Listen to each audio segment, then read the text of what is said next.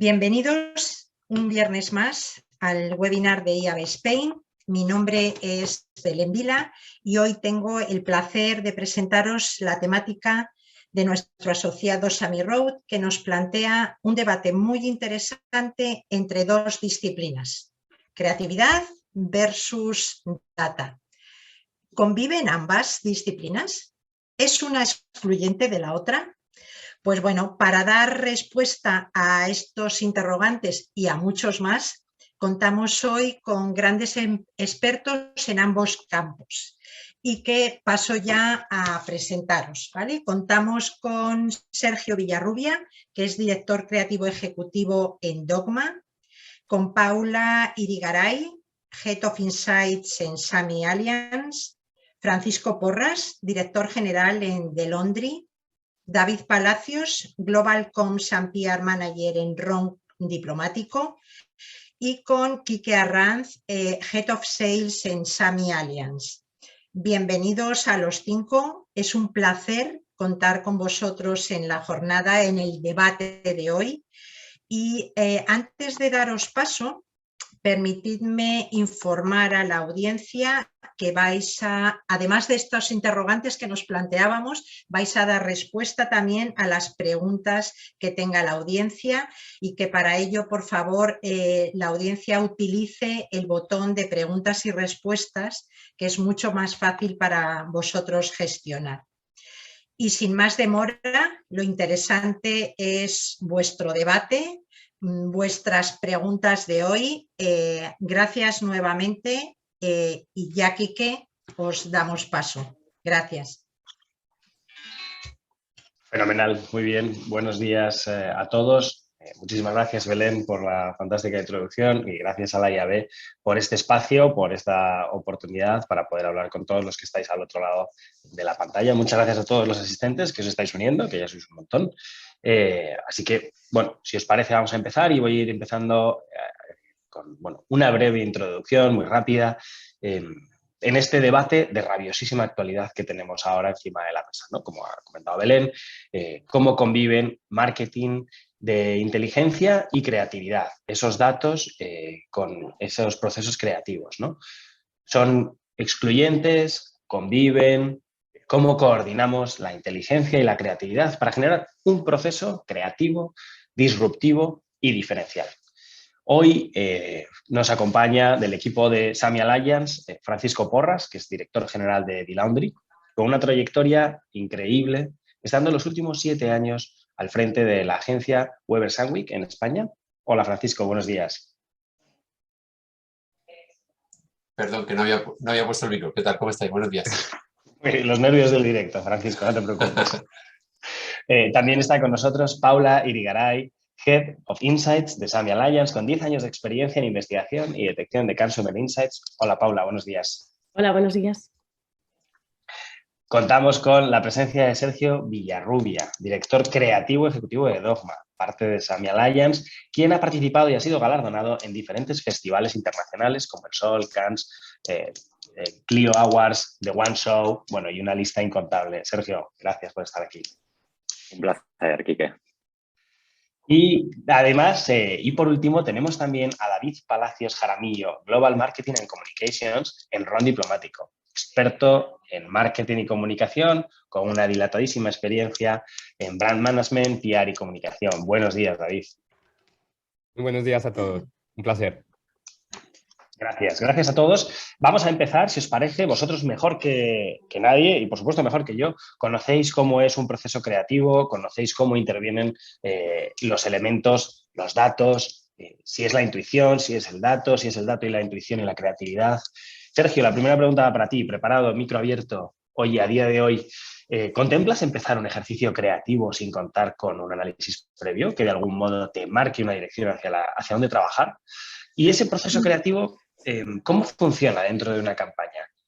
Y por último, es una multipregunta, ¿cómo ha evolucionado en los últimos años esos procesos en los que datos y creatividad conviven? Pues por empezar por el principio, como tiene que hacerse.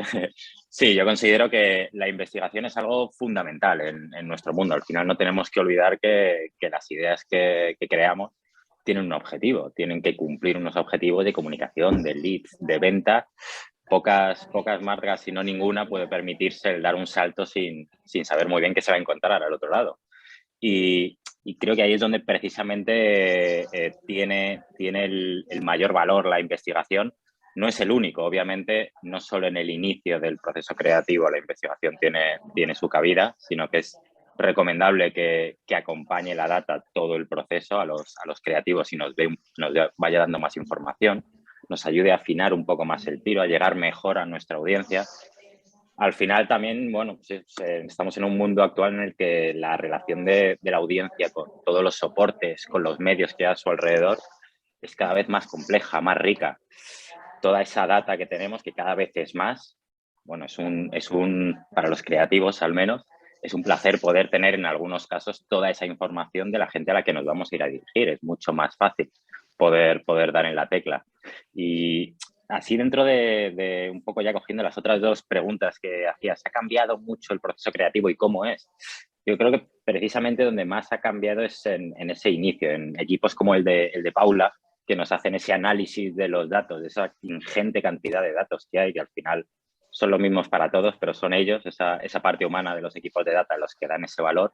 Eso es un poco lo que más ha cambiado. Tal vez antes los creativos, era un trabajo más receloso, un lugar donde solo estábamos nosotros como unos magos, pero ahora no, ahora en el proceso creativo es necesario que se empiece con todos, incluso muchas veces con el cliente. Ellos tienen más información que nadie sobre sus necesidades. Entonces, bueno, es precisamente, yo creo que el lugar donde más ha cambiado este proceso es el inicio del mismo.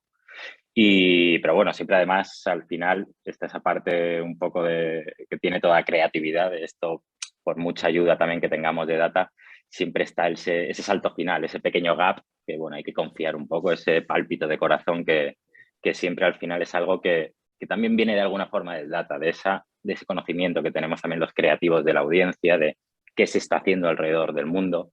Bueno, es también ese otro tipo de data que también nos ayuda a reforzar esa idea, tener bueno, la seguridad de toda la info que nos pasa Paula, pero luego también esa percepción de saber qué es lo que necesita la audiencia ver en este momento, qué se está moviendo alrededor, tal vez un poco leer la moda, la tendencia, para decir, hey, es esta forma, porque al final tenemos que ser diferenciales y los primeros. Y eso no está en los datos. Si quieres ser el primero y hacer algo por primera vez, hay un pequeño saltito de riesgo que tienes que dar. Y la data nos ayuda a reducirlo muchísimo. Qué bueno, me encanta ese ejemplo de si quieres ser el primero, ¿no? Te tienes que apoyar en los datos. Claro. Me parece diferencial. Paula, hablando de datos, ¿no? Esto va para ti y teniendo en cuenta el peso que a día de hoy tiene la identificación de insights para el desarrollo del concepto creativo, ¿cómo ayudas a Sergio en tu día a día? Porque me consta que trabajáis muy de la mano, pero bueno, no solo cómo le ayudas, sino qué herramientas utilizáis para conseguir que esos insights que ayuden a los equipos creativos y a conseguir las ideas disruptivas, ¿no? ¿Cómo es ese procesito o procesazo? Sí, claro. Pues como decías, en Sami el equipo de creatividad y el de intelligence trabajamos de la mano, ya sea tanto para pitches, propuestas como para proyectos. Y el proceso básicamente, cuando recibimos ese brief, nos reunimos juntos los dos equipos para ver cuáles son las necesidades de negocio, cómo podemos ayudar mejor al equipo de creatividad, qué les hace falta entender, si es la audiencia, es la categoría, es la marca. Y en base a eso nosotros desarrollamos, el equipo de intelligence, la mejor metodología para obtener esos datos. Desde Sami creemos que una fuente muy fiable de datos es la escucha social. De hecho, casi siempre nos basamos en esa fuente de datos. Y para aquellos que no sepan, la escucha social es la recogida de datos de la opinión del consumidor en redes sociales y en el entorno digital. Quiero recalcar que también el entorno digital, porque no solamente redes, es también las opiniones en blogs y foros, páginas de ratings and reviews, que en estas fuentes encontramos también valoración muy útil, pues por ejemplo, si queremos saber cuál es la percepción de un producto de tecnología que dejan esas ratings and reviews en Amazon, por ejemplo, o igual temas controvertidos que la gente los deja en foros y no en Twitter porque no quiere que se sepa su nombre, ¿no? Entonces nosotros analizamos todo este contexto. Creemos que la escucha social tiene mucho valor. ¿Por qué? Por diferentes motivos, ¿no? Pero eso es una investigación tradicional. Tenemos acceso a gran escala de datos, porque para un mismo tema podemos analizar miles de menciones. Aparte es un acceso global, podemos acceder a cualquier país y la calidad de la data es enorme, porque no estás forzando al consumidor a responder un cuestionario que te ha parecido este producto, que te ha parecido esta campaña y le das opciones, sino que ellos orgánicamente pues las publican, ¿no? Entonces esa riqueza es enorme. Pero como decía, al tener un acceso de datos muy grandes, es necesario tener las herramientas adecuadas para procesarlos. Porque claro, si estamos hablando de miles de menciones para pues, el tema de los NFTs, por ejemplo, si, perdón, si una persona las analiza, pues uno a uno es imposible y pierde ese rigor, ¿no? Entonces, desde SAMI tenemos unas herramientas de Advanced Analytics desarrolladas por nuestro equipo de Data Science que están basadas en la programática R, y básicamente lo que nos ayuda es pues, a detectar tendencias, a segmentar audiencias, a identificar Key Opinion Leaders y a dar esa riqueza en los datos. Una vez los hemos procesado, el equipo de Intelligence los analiza y saca las conclusiones. Y es ahí donde cerramos el círculo y nos volvemos a reunir con el equipo de creatividad. Y le mostramos pues, los áreas más interesantes en esos pues, objetivos que teníamos iniciales. Estupendo, Paula, muchísimas gracias. Creo que ha quedado estupendamente claro. Me parece difícil vuestro trabajo, no obstante, parece que el Excel ya ha quedado bastante lejos. Hay una pregunta una persona que dice que no oye bien. Si alguna persona adicionalmente está teniendo problemas de audio, por favor, que nos lo haga saber y buscaremos la mejor solución. Y continuamos, Paula, muchas gracias, con Francisco Porras. Francisco Porras, que es nuestro director de PR y comunicación, que lleva muchos años utilizando datos. Francisco, ¿cuál dirías que es vuestra insignia creativa? ¿Cuál es vuestro manifiesto, ¿no? Sabemos que tienes cases muy interesantes, quizás luego podemos ver algunos y nos da tiempo, pero bueno, ¿cuál es tu punto de vista en este tándem entre inteligencia y estrategia creativa, ¿no? Genial, sí, si luego nos da un poquito de tiempo podemos enseñar algunos de los cases del pasado Festival de Cannes de la categoría de data, que además son recientes, son calentitos porque son de la semana pasada, ¿no? Pero volviendo al tema de la insignia o del mantra creativo, a nosotros siempre nos gusta decir que la creatividad y la comunicación que impulsa la creatividad debe aportar valor, ¿no? Venimos de una comunicación que tradicionalmente ha buscado, a mí me gusta decir, hacer esta comparación siempre, la comunicación ha buscado generar notoriedad. En general, las marcas buscan crear esa notoriedad y convertir luego esa notoriedad en valor para la marca, para el negocio. Muchas marcas trabajan aún así. La notoriedad es un objetivo en sí misma, incluso la comunicación y la creatividad están al servicio de esa notoriedad. Y para nosotros este modelo de comunicación ya va formando parte del pasado, ¿no? Porque ahora nosotros creemos que hay que cambiar esa ecuación y que primero que todo con la creatividad y la comunicación debemos buscar ese valor, ¿no? Ahora se trata de generar valor para la sociedad con la propia comunicación, con la propia creatividad. Y ese es un valor que va más allá del producto, del servicio que las marcas pretenden vender, porque si es un valor real y auténtico para la sociedad, ese valor enseguida va a generar automáticamente notoriedad de una manera mucho más fácil, ¿no? Aquí con valor nos referimos a sensibilizar a la población sobre un tema en concreto, a provocar un cambio social o a ayudar a que ocurra un cambio social, a resolver un problema de un grupo amplio de personas, a crear un impacto social, a posicionarse como marca, como muchas marcas están haciendo ya en problemas que tienen que ver con su propósito, aunque vayan más allá de sus productos y servicios, ¿no? Esa es un poco nuestra filosofía creativa, es decir, se trata de generar valor y que ese valor se convierta en notoriedad. Estupendo, Francisco, perfectamente claro el valor, ¿no? O sea, generación de valor. Y yo creo que ahí estamos todos de acuerdo, siempre desde el lado del negocio, ¿no? Generar valor, pero un valor que sea sostenible, ¿no? Un valor en la sociedad. Está claro, David, es tu turno. Micrófono abierto, preparado, y ahí va la pregunta, ¿no? En ROM Diplomático, bueno, pues tú lideras este área de comunicación. ¿Cómo aplicáis estas prácticas? Porque nos consta, lógicamente, ¿no?, que lo estáis haciendo ya, ¿no? Y lo hacéis de una manera muy diferencial. ¿Cuál ha sido el principal reto a la hora de identificar las palancas creativas que tienen verdadero impacto en vuestra audiencia, David? Bueno, pues en primer lugar creo que, y muy en línea con lo que comentaba Francisco, la comunicación que nosotros estamos dando a nuestros consumidores tiene que aportar valor definitivamente. Y para que aporte valor, hemos tenido, digamos, este apoyo clave, incluso estratégico, por ejemplo, de SAMI, a la hora de poder hacer un social listening en donde podamos entender de forma más cercana a nuestra audiencia, sobre todo con el reto que tenemos actualmente, que pues tenemos presencia en más de 100 países y tenemos que conocer las diferentes audiencias para poder tener un criterio único, una estrategia única y consolidada para luego poder adaptarlo localmente.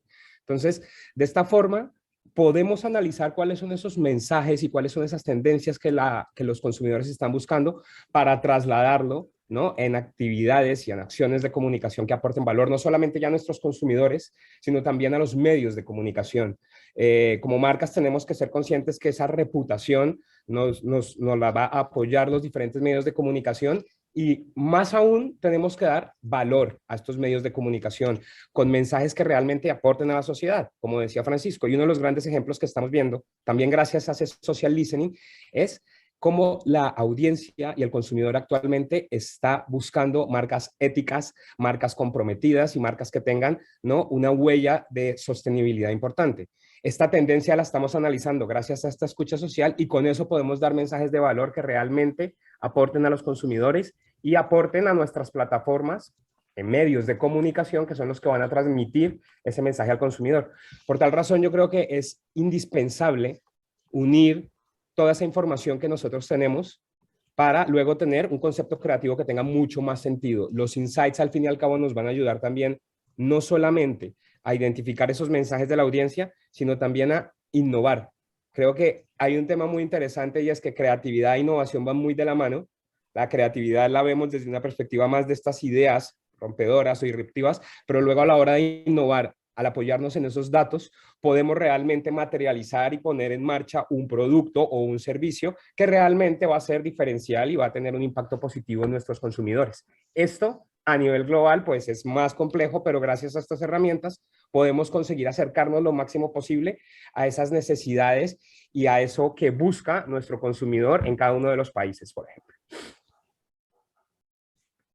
Estupendo, David. Me quedo con 100 países social listening, ¿no? Ya tenéis datos ahí y ya echáis rato escuchando, ¿no? Pero bueno, enhorabuena, ¿no? Creo que sois una marca líder en este aspecto y creo que tenéis una iniciativa súper pionera. Así están saliendo cosas tan innovadoras. Enhorabuena, David. Pero bueno, volvemos con Paula. Y Paula, bueno, vosotros trabajáis muy estrechamente, ¿no? En estos proyectos de descubrimiento, pero bueno, pues también no solo de la mano de creatividad, sino también, bueno, independientemente en esos proyectos always on, de identificación de insights y tendencias, a diferentes niveles, ¿no? Puede ser marca, brand awareness o detalles específicos relacionados con la experiencia de producto. ¿Nos puedes contar un poco más, con más detalle, qué hacéis con algunos otros clientes, pues como pueden ser Samsung, Burger King, Radio Games? Paula, adelante. Sí, claro. Como decías, trabajamos con muchos clientes en diferentes fases del ciclo de vida de la marca, ¿no? Y ya no solo para objetivos de marketing, sino también de negocio. Por ejemplo, para Samsung lo que hacemos es unos informes mensuales en el que monitorizamos su reputación digital y la comparamos con la competencia. Con reputación digital lo que analizamos son 3 grandes áreas. Por un lado, toda la valoración de sus productos en las páginas de Ratings and Reviews, pues como puede ser un Amazon, el Corte Inglés. Por otro lado, analizamos la conversación en redes sobre esa marca para ir más allá de lo que dicen los productos, sino pues ese concepto de marca. Y el tercer área que analizamos es el contenido que ellos generan en sus redes sociales, esa calidad de las publicaciones, pues el mensaje que se utiliza, el formato, y lo comparamos también con la competencia, porque al final el contenido que crean las marcas, obviamente todos sabemos que impacta en esta reputación de marca, ¿no? Entonces, entre producto, percepción de marca y esa auditoría del contenido, generamos este índice que se traquea periódicamente. Entonces, les sirve mucho a Samsung para, por ejemplo, identificar cómo están posicionados pues, la competencia, qué campañas se están haciendo, cómo se les percibe a ellos, momentos de crisis, para reaccionar y pues, adecuar la estrategia acordemente. Ese es uno de los ejemplos que hacemos Always On. También otro relacionado con el marketing es para Riot Games. Obviamente hay gran inversión por parte de las empresas de gaming en marketing y lo que ellos quieren ver es la eficacia de sus campañas.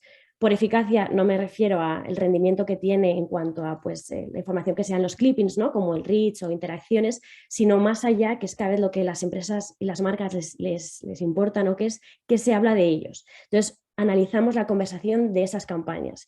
¿Cuál es el volumen de conversación? ¿Qué sentimiento? ¿Qué cosas positivas y negativas se dicen? De cara a poder también mejorar futuras campañas, ¿no? Eso es la parte de marketing, pero luego también trabajamos con otras empresas a modo todavía always on, como por ejemplo Microsoft, que ellos lo que quieren es cada vez mover más el área de negocio al social listening, ¿no? Y entender cómo están percibidos sus productos y cambiar el offering basándose en esta escucha social. Entonces, lo que hacemos es analizar diferentes productos en diferentes meses, ¿no? Por ejemplo, uno de los últimos proyectos que hemos trabajado, cuando ellos lanzaron el nuevo Office 365, lo que vieron es que las ventas de su producto no estaban siendo lo que ellos esperaban, ¿no? Entonces analizamos cuál era el feedback actual, cómo se les veía versus la competencia y basándonos en esas insights creamos un toolkit de recomendaciones de cómo mejorar ese producto de cara a las siguientes ediciones. Entonces también es otro ejemplo, como ves, bastante variado. Qué bueno, Paula, qué buenísimo. Muy interesante. Oye, seguiremos cosechando éxitos, ¿no? Con más clientes y, bueno, seguiremos trabajando de la mano con Diplomático, está claro. Francisco, es tu turno, micrófono abierto. Tú has trabajado muchos años con Big Data, ¿no? Parece que Big Data es un concepto antiguo, ¿no? Y ya estamos en los siguientes.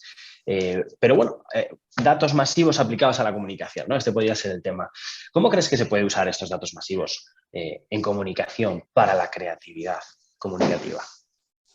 Bueno, en definitiva, para mí crear en cierta manera consiste en establecer nuevas combinaciones de ingredientes ya conocidos para llegar a resultados que aún no conocíamos o no habíamos visto antes, ¿no? Y esas nuevas combinaciones, por supuesto que el Big Data, que la gran cantidad de datos que tenemos disponibles hoy día, nos las puede facilitar, sobre todo con herramientas que tienen que ver como el Machine Learning o la inteligencia artificial, ¿no? Hay una revista que se llama Bon Appetit, que está utilizando uno de los software más conocidos de inteligencia artificial y de Big Data, que es IBM Watson, y lo está utilizando para inventar recetas nuevas. Y así IBM Watson nos sugiere recetas tan insospechadas como el gazpacho de chocolate, por ejemplo, ¿no? Y hay investigadores de IBM que les están enseñando a componer música. Y así, por ejemplo, analizando mediante inteligencia artificial toda la obra de Verdi, podemos... El software puede llegar a componer lo que hubiera podido ser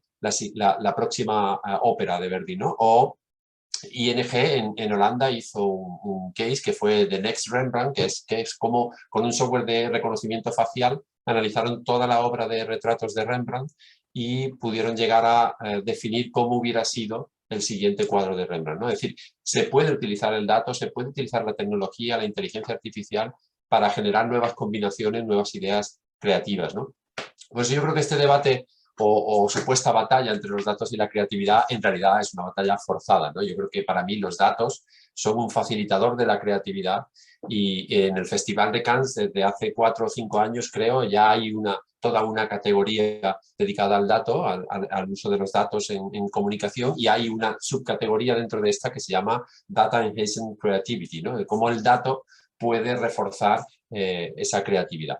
Entonces, el Big Data nos permite, insisto, descubrir, como nos decía antes Paula, insights que desconocíamos, que pueden validar las ideas, que pueden darle forma, que pueden ayudar a los creativos, pero también hay otro punto que es que el data o el análisis de los datos no solo nos pueden ayudar a generar esas ideas, sino a hacer que esas ideas sean más convincentes, pensando ya en el mundo del cliente, desde las agencias. Es decir, basar nuestras ideas en la evidencia del data nos puede ayudar a tener unas recomendaciones más sólidas y más fáciles de vender a un cliente o de convencer a un cliente. Me quedo, Francisco, con el gazpacho de chocolate. Yo definitivamente esto no tengo que probarlo. Habrá que probarlo. Eso hay que probarlo, ¿no? Supongo que será como una especie de zumo o batido. Bueno, eso hay que darle una vuelta. Espero que no lleve chocolate y tomate. Pero bueno, fuera de bromas, David, vuelvo contigo con la experiencia en Ron Diplomático, bueno, y recogiendo lo que comentaba Francisco, ¿no? Bueno, pues oye, datos, ¿no? Creatividad. Tenéis un social listening activo en 100 países, ¿no? ¿Cómo conjugáis esto? ¿Cómo os ayudamos desde SAMI, bueno, pues para obtener esos beneficios a la hora de realizar campañas multiregionales como las que hacemos juntos, ¿no? Una de las preguntas, ¿no? Y otra de las preguntas, bueno, ¿cómo se puede eliminar en combinación con, bueno, pues Paula, ¿cómo elimináis el ruido de las campañas de social listening, ¿no? ¿Cómo podéis diferenciar el grano de la paja, que se dice vulgarmente? Recuerdo a todos los que estáis al otro lado de la pantalla, perdona David, antes de empezar, que podéis lanzarnos cualquiera de las preguntas que queráis. Ya nos han llegado unas cuantas, pero por favor no dudéis en preguntar todo lo que queráis. Gracias y perdona David, adelante. Bueno, pues realmente el apoyo que estamos teniendo por parte de Paula y su equipo nos ha ayudado mucho, sobre todo, a identificar cuáles son las tendencias, pero de forma localizada también. Es decir, el Big Data en el marketing nos permite, ¿no?, tener estrategias de comunicación personalizadas, teniendo en cuenta los gustos y las tendencias del cliente, teniendo en cuenta también incluso su posición geográfica. Entonces, actualmente estamos desplegando 5 campañas en diferentes países de Europa y Canadá, con lo cual, pues hemos tenido, digamos, una estructura unificada para identificar a nuestra audiencia de forma masiva, pero posteriormente, también gracias a esa escucha y a ese social listening, hemos identificado cuáles son, digamos, los contenidos relevantes para cada país. No es lo mismo presentar un producto a través de un influencer en España que en Canadá. Siempre estamos buscando también cómo podemos adaptar aún mejor, ¿no?, las necesidades y los gustos locales, y esto lo encontramos efectivamente gracias a ese social listening y también a otros datos que podemos capturar, ¿no?, como por ejemplo lo que son las keywords. Esto nos ayuda a ver realmente qué es lo que los clientes y qué es lo que nuestros consumidores locales están buscando y cómo les podemos dar un mensaje o una comunicación muy adaptada. Entonces, por poner un ejemplo muy concreto, en Canadá, pues sabemos que es una cultura en donde las bebidas espirituosas premium gustan mucho, pero también somos conscientes, gracias a esa escucha social, que en cuanto a gustos, ¿no?, y en cuanto a ese perfil de sabor que buscan los consumidores, ellos son muy fans de sus productos locales, ¿no? Entonces, el sirope de Arce es un producto que funciona muy bien allí y hemos logrado, gracias a esto, tener ese punto creativo de, oye, te voy a hacer una propuesta de valor en donde estamos usando tu producto local, con lo cual, pues la recepción y el engagement que hemos recibido con esa bajada, digamos, multirregional, está funcionando muy bien. Y también esto nos permite recalibrar los mensajes y reconducir aquello que estamos ofreciendo a los consumidores. Entonces, en este aspecto, el tener el apoyo de Sami, pues nos ayuda mucho para poder ir avanzando en lo que las tendencias nos están marcando y poder adaptar esos mensajes locales para que la recepción sea mucho más natural y por lo tanto, nuevamente, estamos dando un contenido de valor localizado, pero bajo una estructura única. Entonces, esa combinación es la que realmente nos ha aportado mucho para poder alcanzar a una audiencia de forma más masiva, pero sobre todo teniendo en cuenta sus tendencias y sus gustos. Genial, David. Interesantísimo. Oye, esto del sirope de arce es otra de las cosas que me apunto para probar hoy. Vamos a terminar haciendo un festival de comida entre el chocolate y el sirope de arce. Muy interesante, ¿no? Bajar, ser local, ¿no? Go global, pero be local o act local. Súper interesante, ¿no?, este éxito que estáis teniendo. Y hablando de éxito, Sergio, bueno, me gustaría felicitarte personalmente y que lo conozcan todos los que estáis al otro lado escuchándonos. Bueno, los premios que recientemente has recibido, ¿no? Y los premios que tienes a tus espaldas, pero en el último mes varios soles del Festival Iberoamericano de Publicidad, varios Caples, un codiciado lápiz en el One Show, un Clio, un León de Cannes. Bueno, no está mal, ¿no? O sea, parece el palmarés del Real Madrid y de otros muchos equipos buenísimos. ¿Nos puedes decir, David, Sergio, cuál ha sido la clave del éxito de estos procesos creativos? ¿Crees que el resultado hubiera sido diferente sin la combinación de data y creatividad? ¿Has usado la data? ¿No lo has usado? Adelante. En primer lugar, muchas gracias además por parte de todo el equipo, que se lo transmitiré. Lo primero de todo, lo importante o lo principal es precisamente eso, el equipo que forma parte de los proyectos, que vean al final los proyectos y la publicidad de la misma manera. Es un recorrido, algo que nos ahorramos bastante cuando coincides con gente que al final sabes un poco hacia dónde queréis ir, que sois innovadores, pero que también sois analíticos.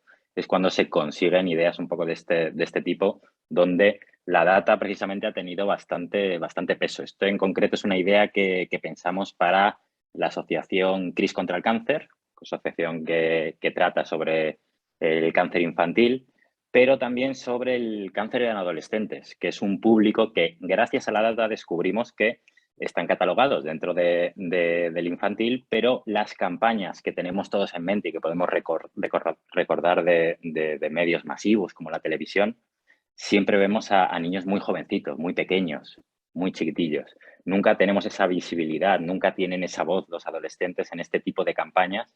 Están en un punto intermedio ahí y vimos que precisamente son una de las audiencias que bueno, se encuentra en un momento de su vida bastante complicado, en el que si encima, además de todos esos cambios hormonales, tienes la mala suerte de enfrentarte a una enfermedad de este estilo, como la leucemia, lo que necesitas es más ayuda, más comunicación, un poco más de soporte de las marcas.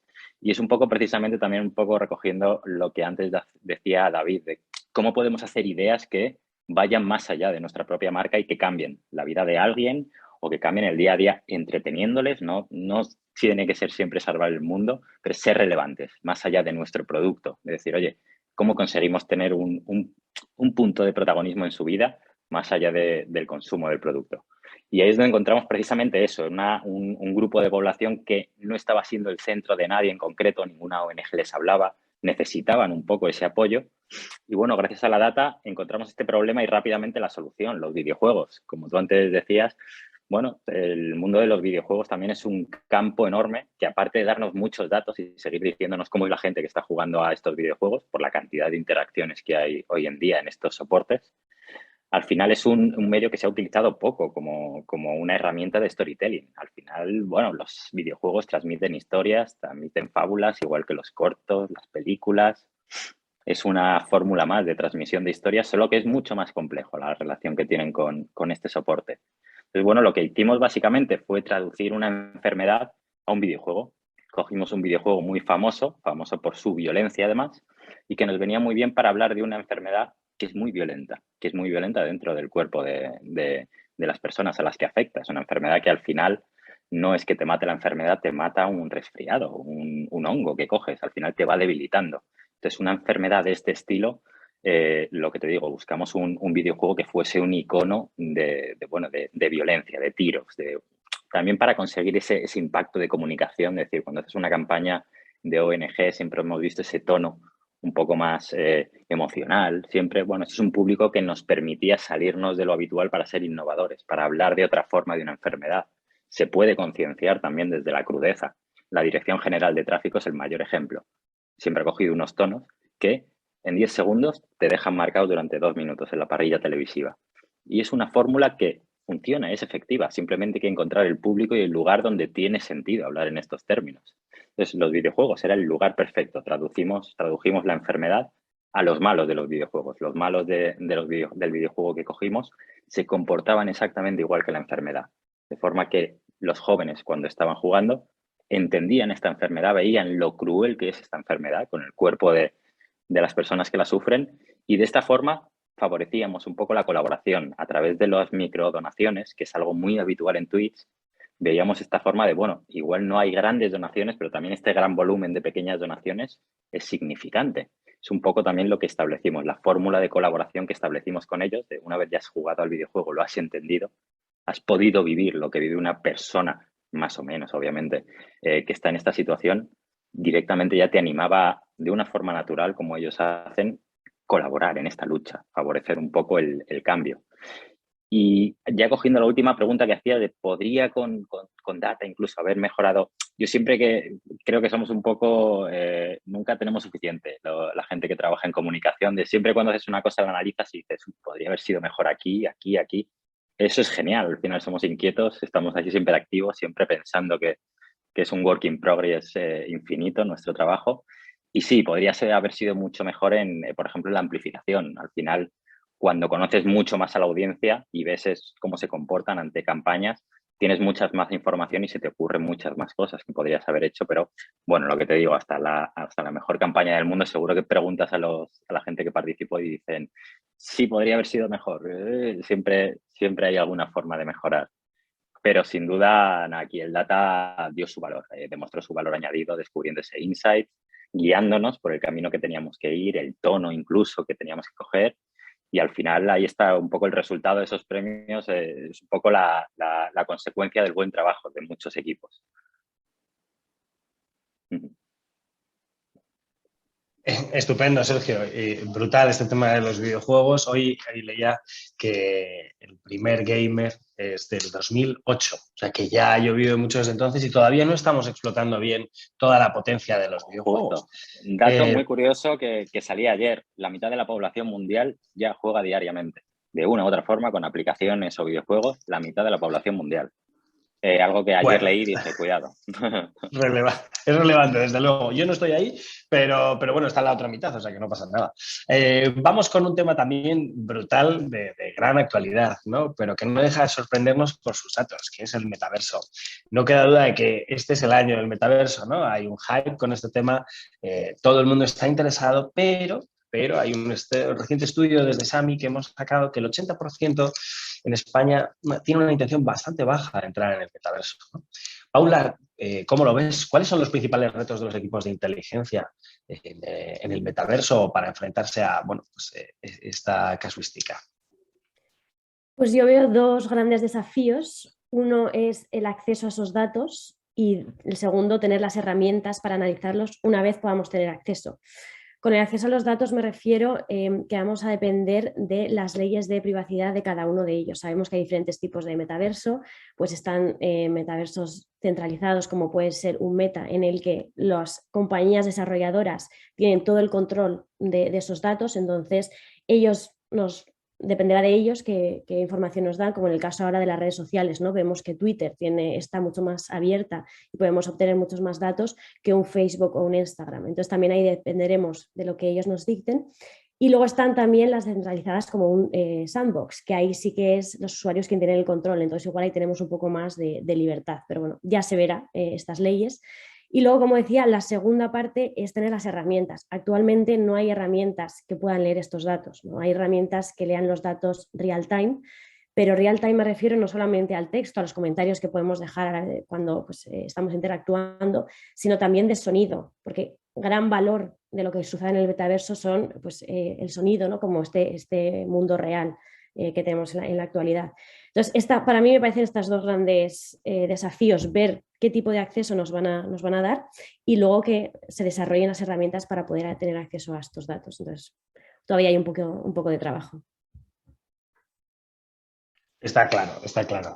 Aunque luego iremos con David, voy a hacer una parada intermedia con Sergio, porque en el RON y el metaverso yo creo que todavía tienen un camino que recorrer, ¿no? A mí me encantaría entrar en el metaverso y tomarme un buen RON, o un jarabe de arce, un sirope de arce, ya veremos. Pero Sergio, una pregunta rápida, un minuto. Desde el punto de vista de creatividad, ¿cómo crees que va a evolucionar la forma de desarrollar nuevas narrativas en el metaverso? Adelante, un minuto. Yo creo que al final lo que dice Paula, hacia donde tienden las posibilidades del metaverso es hacia la capacidad de personalización, ya no solo de las creatividades y de la parte más superficial, sino del storytelling. Las propias historias en el metaverso lo que nos van a dar esa posibilidad que nos presentan es poder medir al milímetro y personalizar hasta la brizna de césped que se encuentra la persona mientras camina. Ya no te hablo si es eso de decir, oye, los soportes que habrá en el metaverso, soportes publicitarios, la capacidad de interactuar con ellos. Se nos abre un mundo enorme de cosas que hoy en día no somos ni capaces de soñar que puede pasar con la publicidad outdoor, por ejemplo.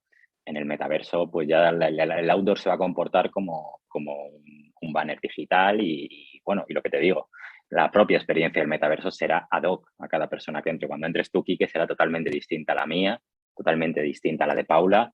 Esa es la principal ventaja, la capacidad de poder ya afinar el tiro a la máxima. Gracias, Sergio. Muy bien por ceñirte al minuto y súper entendido. Me encanta el tema de la personalización. Yo soy un gran believer de la personalización. Pero bueno, volvemos con David. David, metaverso, RON diplomático. ¿Cómo conjugáis esto en la compañía? ¿Qué planes tenéis que nos puedas contar y no sean top secret? Bueno, la verdad es que la pregunta es súper interesante porque ya no solamente en la industria de las bebidas, sino en general, ¿no? Todas las marcas tenemos que trabajar en este espectro digital, una identidad digital fuerte y no solamente eso, sino que al fin y al cabo todos los elementos virtuales y digitales hacen parte del viaje del consumidor a la hora de construir marca, a la hora de que te reconozcan, etc. Ahora bien, digamos que históricamente en la industria de las bebidas premium, el gusto, el sabor es un elemento clave y es un elemento diferenciador, ¿no? A la hora de considerar la compra del producto. Entonces, digamos que a día de hoy estamos en un stage todavía muy inicial en donde bueno, dentro de la empresa estamos apostando por jugar un poco con entornos virtuales para mostrar la transparencia en la producción de nuestros productos, ¿no? Un viaje virtual en donde los consumidores puedan ver cómo estamos haciendo nuestro producto. Es algo que sabemos que los consumidores demandan de las marcas, ¿vale? Pero también somos conscientes que productos super premium, pues al fin y al cabo los tiene que probar la gente, ¿no? Los tiene que degustar para que definitivamente eso los convenza. Ahora bien, hace muy pocos años, ¿no? La tecnología está avanzando a una velocidad increíble. No podemos descartar que en un futuro, ¿no? Y ya los expertos lo están previendo, ¿no? De tener un Internet de los sentidos completos. Es decir, que para 2030 podamos tener una integración en donde gusto, olfato y tacto también puedan estar, ¿no? Dentro de estos entornos virtuales. Yo personalmente estaría fascinado de ver cómo evoluciona esto porque en nuestro producto, al fin y al cabo, ese tasting, ¿no? Ese sampling de producto es lo que realmente enamora a nuestros consumidores y definitivamente los considera la compra. Pero no podemos obviar toda esta evolución en donde si llegamos a tener ese Internet de los sentidos, pues podemos complementar absolutamente toda esta experiencia física que estamos haciendo, trasladando, ¿no? El viaje virtual de la destilería y luego finalmente pudiendo impactar a ese consumidor de forma virtual con el gusto y con el olfato, bueno, pues sería algo realmente interesante y muy poderoso, ¿no? Para nuestra industria y va a ser probablemente un game changer en el futuro. Así que, aparte de los entornos virtuales que trabajamos para mostrar a nuestros consumidores cómo hacemos las cosas, súper interesados en hacer ese seguimiento del Internet de los sentidos, ver cómo evoluciona eso y efectivamente, en cuanto nuestros consumidores de forma virtual puedan degustar el producto, oye, pues eso va a ser algo que definitivamente puede revolucionar todas las estrategias de marketing y cómo pensamos impactar a nuestro consumidor en menos de 10 años probablemente. Así que nos espera un camino súper interesante en ese aspecto en donde podemos integrar los sentidos en mundos virtuales. Tema fascinante, sin duda. Totalmente, fascinante. ¿Te imaginas una cata de ron en el metaverso? ¿No? Quedamos en el metaverso a la izquierda, ¿no? Donde cruza con... y hacemos una cata. Sería increíble, eso desde luego hay que verlo. Paula, esto nos posiciona dentro de 10 años, ¿no? ¿Cómo va a ser tu equipo? Y bueno, no sé si Sergio tiene que tener un poco de miedo de cómo va a evolucionar todo esto. No, yo creo que no, la verdad es que no. Pues dentro de 10 años, sinceramente, habrá nuevas plataformas que igual no sabemos, nuevas herramientas a analizar, pero yo creo que el fundamento es el mismo. Hace falta estas herramientas, pero el factor humano es esencial para interpretar los datos y para sacar estas ideas magníficas. Entonces yo creo que seguiremos trabajando de la mano porque al final hace falta para tener impacto, no hace falta una buena idea creativa y luego para tener una buena idea creativa hace falta entender a la audiencia porque si no, pues no vamos a personalizar también ese mensaje. Entonces yo creo que siempre va a haber esta colaboración y este factor humano. Bueno, pues me voy a poner más futurista aún, ¿no? Ya no dentro de 10 años, sino en el 2050. Sergio, ¿tú cómo lo ves? ¿No? ¿Cómo va a cambiar todo esto? Porque en el 2050 a lo mejor ya no vivimos en casa, sino directamente en el metaverso. ¿Cómo va a cambiar tu equipo? Justo, a ver hacia dónde va. Yo eso hace unos años esperaba que fuesen robots, pero ahora, como tú dices, yo creo que ahora dirige más hacia ese universo de olvidarnos de lo físico y que todo ocurra en lo digital. Pero bueno, yo por suerte, además de que me estoy haciendo muy amigo de Paula para que siempre ahí tener ese valor en el proceso, no, yo creo que siempre va a haber un elemento en la parte de agencias que va a ser humano, que tiene que ser humano. Esa interpretación de los datos es necesaria. Siempre somos nosotros los que cogemos al final todo lo que nos da la tecnología y hacemos esas últimas conexiones, que aunque sean conexiones que parezca poco tiempo, decir, oye, es que has tardado 10 minutos en hacer, bueno, pero tiene que llegar siempre el factor humano y hacer esa conexión final. Yo creo que más allá de cómo será en lo físico, que eso es teorizar y no te puedo dar una respuesta muy, muy segura, hacia donde veo que se dirige al menos el futuro de los equipos creativos, es que haya cada vez menos creativos de profesión y más especialistas en creatividad de otras industrias. En Dogma, precisamente, es una de las cosas que estamos poniendo en marcha. Es decir, dentro del equipo creativo, creo que somos 2 creativos que hemos estudiado publicidad, que hemos hecho creatividad durante toda nuestra carrera, pero ahora estamos buscando perfiles fuera de nuestra industria, dentro de la tecnología, de la ingeniería, que tengan, bueno, componentes creativos, que al final trabajen como nosotros, pero tengan experiencia en otras áreas. ¿Por qué? Porque cada vez las ideas se parecen menos a la publicidad y son más parecidas a otra cosa. Ya una idea, una campaña de publicidad puede ser una obra una obra de ingeniería que construyamos en medio de una ciudad. Puede ser la mejor campaña para cambiar un lugar. Entonces, cada vez necesitamos más especialistas en otras cosas que sean creativos. Y yo creo que hacia ahí se dirige el futuro de la comunicación, que haya cada vez menos comunicadores 100% y más gente con capacidades de comunicación. Qué bueno, qué interesante. O sea, que va a haber ahí un dumping entre profesiones. Qué bueno. Como la audiencia. Como la audiencia. Variada. Eso es. Un mestizaje, ¿no? Súper interesante y efectivamente eso nos ampliará horizontes. Francisco, vamos a ir cerrando y yo creo que esta es la última pregunta antes de dar paso a las preguntas del público. Pero bueno, sí que me gustaría saber, tú que llevas años en la industria, ¿qué consejos podrías dar a las agencias o a los departamentos de marketing y comunicación de los anunciantes para sacar mucho más partido de los datos en su comunicación día a día, campaña a campaña, año a año? Bueno, por un momento pensé que me ibas a preguntar también cómo me veía en el 2050 y te voy a decir que ya jubilado y descansando, espero. Pero bueno, como consejos, bueno, yo creo que, yo siempre digo que el principal consejo es que hay que perder el miedo a los datos. Y aunque parezca que no, yo es que creo que hay cierta cultura del miedo a los datos, ¿no? Y al cambio que eso supone, ¿no? Iniciar procesos de lo que se llama alfabetización de datos, ¿no? Hay una consultora de negocio y transformación digital que se llama Gartner, que hace unos años ya decía que en el 2020, o sea, ya nos hemos pasado 2 años de esa fecha, el 50% de las organizaciones carecerían de habilidades de inteligencia artificial y de alfabetización de datos para sacar todo su valor comercial y de mercado, ¿no?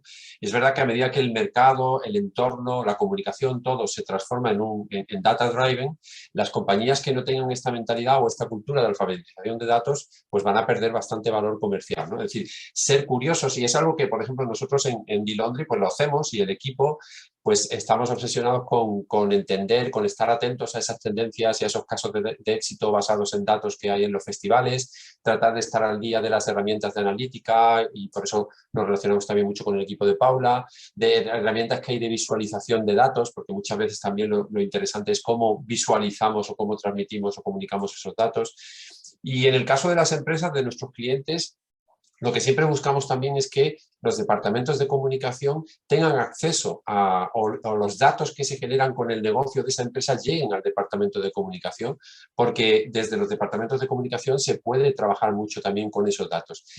Todas las compañías van generando y todos los clientes y consumidores de las marcas vamos generando un rastro de datos que la compañía debería poner a disposición de su departamento de comunicación.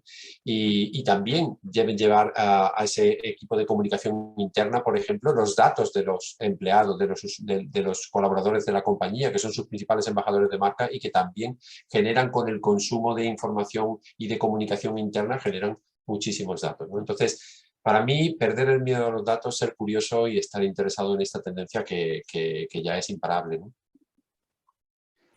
Genial. Perder el miedo a los datos. No sé muy bien cómo se puede perder el miedo a los datos, pero Paula probablemente tenga esa pista, ¿no? Paula, esto viene del público directamente a tu bandeja de entrada. Abre el micro. 1, 2, 3. Y la pregunta es, bueno, ¿cómo filtráis el ruido de dicha escucha social, ¿no? Muchísima información positiva, negativa. Bueno, pues en el tema del gaming, ¿no? Por ejemplo, decía Carlos, donde al no tratarse de compras podemos encontrar muchas opiniones que pueden no hacer justicia a la calidad de los productos. Por ejemplo, el caso de Riot, donde la comunidad es excepcionalmente tóxica y versus los competidores, ¿no? Y esto, claro, no facilita la calidad del dato. ¿Cómo podéis hacer ahí un buen data crunching y poder diferenciar lo bueno de lo malo, lo útil de lo inútil, lo verdadero de lo falso? Pues lo hacemos en 2 fases. Primero, en el setup, cuando hacemos la recogida a través de la herramienta, tenemos unos procesos muy exhaustivos. Tenemos limpieza de queries con palabras, que igual me voy a poner un poco técnica, ¿no? Pero las keywords, las palabras clave que sabemos que van a generar ruido, en esa búsqueda inicial las excluimos. Aparte también, si identificamos cuentas que también están generando ruido, se pueden quitar esa conversación de esas personas en particular de toda la conversación. Y eso es como en la fase inicial. luego los volvemos a analizar los datos y si vemos que sigue habiendo pues, temas nuevos o nuevas cuentas, los volvemos a limpiar.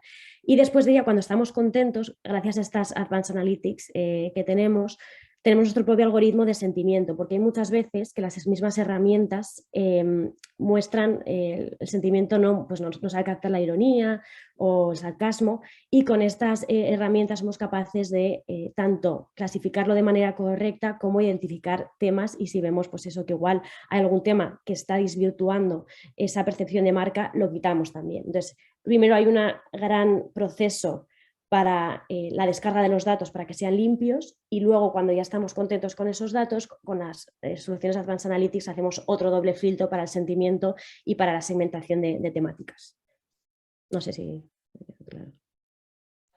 Perfectamente claro. Perdona, que esto de quitar y poner un micrófono parece que estoy a otra cosa, pero no, queda perfectamente claro. Muy interesante, me parece súper complicado igualmente, pero bueno, veo que donde hay método hay éxito. Y una pregunta que nos lanzan para Sergio y nos dice Almudena, ¿en el proceso creativo la data tiene valor más allá de la investigación? ¿Aparece o la utilizáis en algún otro momento? Pues y precisamente estaba pensando en ello cuando hablábamos del miedo a los datos, de creatividad, ya no solo que sea esa chispa que enciende el proceso y el pensamiento creativo, sino que muchas veces la data es un recurso creativo en sí mismo. La forma creativa de mostrar datos que ya todos conocemos y por eso precisamente ya son impermeables, ya no les hacemos caso. Hay veces que en sí mismo lo que cogemos, lo que podemos sacar del análisis de esos datos ya es una idea en sí misma. Hay, por ejemplo, ideas de visualización de datos que te lo hacen en vivo. Recuerdo una idea, por ejemplo, que se apoyaba en las gradas de los campos de fútbol para hablar sobre el porcentaje de maltrato en una comunidad. Decías, ostras, en medio del partido hay una intervención en la propia grada que de pronto varias personas levantan un cartel y te dicen, ostras, este porcentaje de la sociedad, creo que era en este caso de Colombia, sufre violencia de género, y eso es una intervención en directo que la audiencia no se la espera y de pronto, ¡pum!, el estadio cambia y te está enseñando datos. Los datos que siempre hemos visto, pero en un lugar donde nunca nos los hemos encontrado. Como esos, hay 1000 ejemplos. Y precisamente es un poco eso de decir, hay que perder el miedo, de hecho, y bañarnos en los datos. Los creativos cada vez más, y el propio Festival de Cannes lo refleja. Sin resultado, nos da igual que tu idea sea muy buena, que sea muy guay, o empezamos ya a también analizar esto dentro del proceso creativo, o somos artistas, no somos publicitarios. Efectivamente, somos artistas, claramente, ¿no? Nosotros queremos ser publicitarios, Claro. Muy bien, hay varias preguntas, lo siento, pero no vamos a poder responder todas, ha sido un poco avalancha, perdonad, pero bueno, he tenido que elegir una final y he hecho de Salomón. Y la pregunta va para Francisco, y con esta pues cerraremos este webinar, y es, bueno, Francisco, especialista en comunicación, nos dicen, ¿cómo te ayudan los datos en la creación de contenido? Pregunta abierta, un minuto. Sí, muy interesante, porque efectivamente estamos hablando de creatividad, de estrategia y todo, pero uno de los usos más frecuentes del data al final es para el contenido, ¿no? La relevancia, yo creo que es el santo grial que buscan todas las marcas para su contenido relevante, ¿no? Y yo creo que el data obviamente puede usarse para crear un contenido que sea más creativo, pero también más relevante y más, por lo tanto, que tenga un mayor alcance y sea más consumido por las audiencias, ¿no?